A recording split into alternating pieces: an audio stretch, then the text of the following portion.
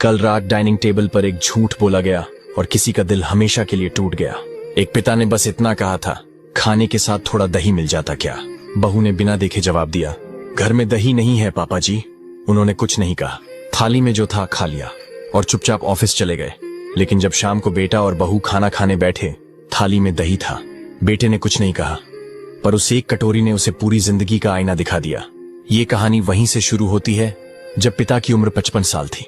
पत्नी के देहांत के बाद लोगों ने कहा, अभी उम्र है, दूसरी शादी कर लो।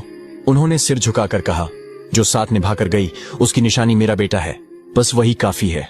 उन्होंने बेटे को पढ़ाया, काम सिखाया और एक दिन पूरा कारोबार सौंप दिया। जब बेटे की शादी हुई तो घर की चाबी बहू को दे दी। बेटी, अब ये घर तेरा है। वो बस एक कोने में रहते थे, जहां न कोई मांग थी न शिकायत, सिर्फ एक इंसानी उम्मीद थी, सम्मान और अपनापन।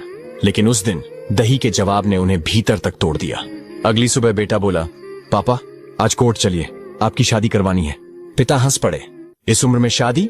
बेटा मुस्कुराया और कहा, न तो मैं आपके लिए पत्नी ला रहा हूं न अपने लिए मां।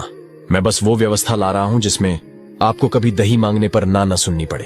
अब मैं अपनी पत्नी के साथ किराए के घर में रहूंगा, ऑफिस में एक कर्मचारी की तरह काम करूंगा, ताकि मेरी पत्नी समझ सके कि जिस पिता ने हमें सब कुछ दिया उसे इज्जत और दया नहीं, प्यार और अधिकार चाहिए।